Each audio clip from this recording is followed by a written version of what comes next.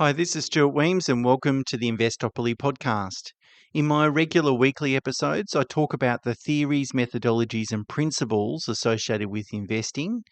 In these case study episodes, my aim is to share how the application of this approach to formulating financial advice has worked out in real life situations, so sharing how it's worked out for some clients that we work with. The aim of today's episode is to demonstrate to you how property advice is often a critical element to building a financial plan, and also how financial advice really is multifaceted in that it includes things like property, borrowing, cash flow, lifestyle considerations. Everything's very interrelated.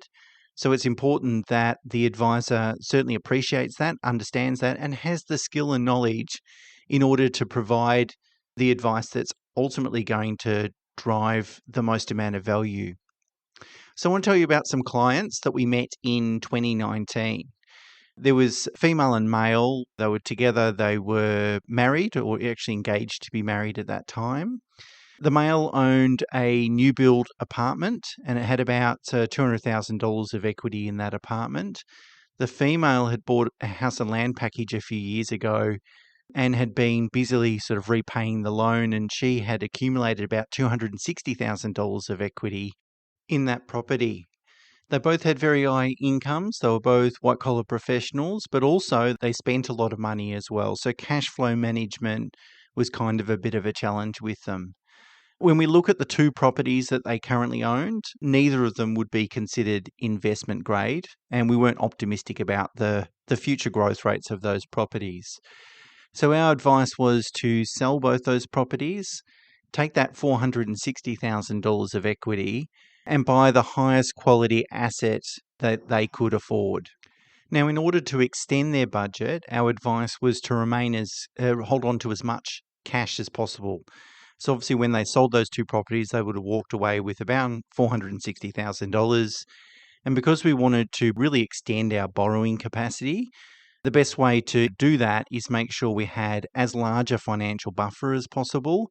So our advice was, of that $460,000, don't put too much or put as little as possible into the property itself, so that you can leave that money in a linked offset account as a big buffer. And if something happened to their situation in terms of change of income, at least that large cash buffer would give them a couple of years to navigate those changes, whether they were temporary, in which case they just write them out, or whether they're permanent, and therefore they need to change their strategy.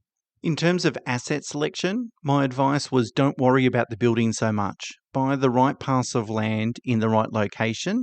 Ultimately, this was going to be a family home, a long-term family home for them. So you can change the building itself in terms of the accommodation finish or size, but what you can't change is really the locality of the property, its proximity to schooling for kids, to shops, to amenities, all those sorts of things. So focus on that, and we can spend money on the building in due course. And make sure you get advice. We hunted down the right buyer's agent for them to use. It wasn't in a city that we normally buy in, so we didn't have a pre-existing relationship, but we leveraged our relationships in other locations to find a buyer's agent that we could trust to do a great job. So in July 2020, they bought a home for $2 million. They borrowed 1.9. Remember, they were on very high incomes, but it allowed them then to put a whole bunch of cash in a linked offset account as a financial buffer, as I've just spoken about. We used a family guarantee from the male partner's mother to add as additional security to allow us to borrow 1.9 against a $2 million asset, of course. Now the property is worth about $3.5 million. So there's a $1.5 million sort of tax-free capital gain there. They've still got a bunch of cash in the offset account, so they've really dramatically changed their net worth as a result of that advice. Now, this was a 10-year strategy, and we couldn't have anticipated that they'd be so well off or so much better off in only 3 years' time. Certainly the COVID boom certainly helped them, but I think it's a really good example of how advice is very interrelated. And so the reasons I formulated this advice were, there was a few different sort of considerations. Firstly, the way I was looking at selling 2 properties and buying one better one is that they had $460,000 of equity in 2 average properties. Probably one of them was below average and one of them was average. And so from a strategy perspective, what I'm doing is really divesting of those properties, taking that $460,000 of equity and put it in a much better quality asset. From a capital growth perspective, that's always going to be advantageous over the long run. Stretching their borrowing capacity by maintaining a huge cash buffer was important in their situations because it allowed us to leverage their high incomes, but also kind of put them on a bit of a forced savings plan. We spent a lot of time understanding the numbers and what the commitments look like, and they understood that, borrowing $1.9 million was a big ongoing commitment that they were happy to make, but also it's a bit of a forced savings plan for them. So it really kept spending in check, which is really kind of the help that they needed. And putting your equity in your family home. Of course, you need to do a lot of other things to build wealth to fund retirement, but it's kind of a first step for these clients. They were relatively young clients. It was a good thing to do because it's tax-free capital growth, of course. And so when we think about how holistic advice is, the thing that I think back is, well, who could have they got this advice from? Because a financial advisor typically wouldn't have the knowledge around property in terms of reviewing assets, understanding prospective capital growth rates, and then understanding, what would they. So I always ask myself, what would I do if I was in their shoes? And what type of property should I be looking for in what sort of suburbs? What are the attributes we really want? So coming up with that financial advice is difficult, I think, for most financial advisors to, because they don't have that skill and experience and background. Of course, they could speak to a mortgage broker, but they don't really have the full picture and they can't give financial advice. I mean, they can talk about borrowing capacity.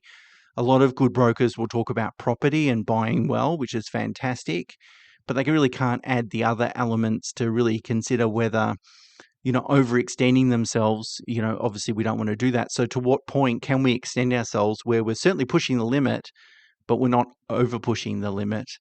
And often if they go and talk to a buyer's agent or a property advocate, sometimes they're too influenced by what the client desires rather than what is fundamentally sound for their strategy.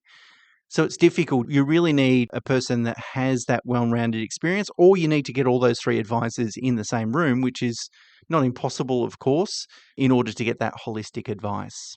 I was talking to another client, a separate client, the other day, and they made the comment to say, look, you really encouraged us to sort of push our comfort levels.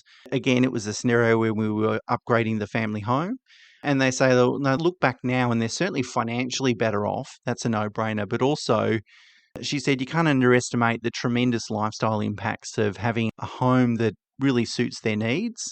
And it's made a dramatic impact to not only their standard of living, but also their financial position. Now, I'm not suggesting that everyone should go and borrow to their eyeballs, of course. You've got to be, and I would say I'm pretty conservative in terms of my viewpoint, but sometimes it's really about educating people to say, well, how can we push the envelope a little bit while still keeping, enough of buffer to sort of mitigate any unforeseen situations? And that's something we did for these clients. The other thing too, we were able to take advantage of very low interest rates, but then also stagger fixed rate maturities as well. So they weren't coming out of a very low fixed rate all at once. So again, that's something with the benefit of hindsight, or really the benefit of having 20 plus years of experience and being through a few interest rate cycles. It gives us that sort of ability to provide that well-rounded advice.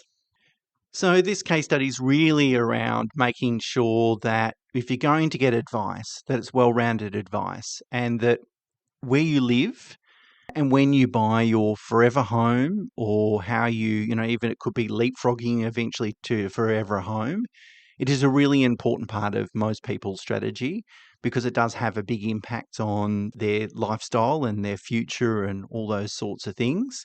And so dealing with an advisor that can bring that property aspect to it and then also still have the conservative sort of financial planning aspect, making sure that whilst we can do the home upgrade, we still have enough capacity to contribute to super, build wealth outside the family home, do all those sorts of things, is really important. So thanks for listening. Please share this episode with anyone that you think might enjoy it. As always, I have a book discount code in the show notes where you can buy a copy of my book for $15, no postage. And until next time, bye for now.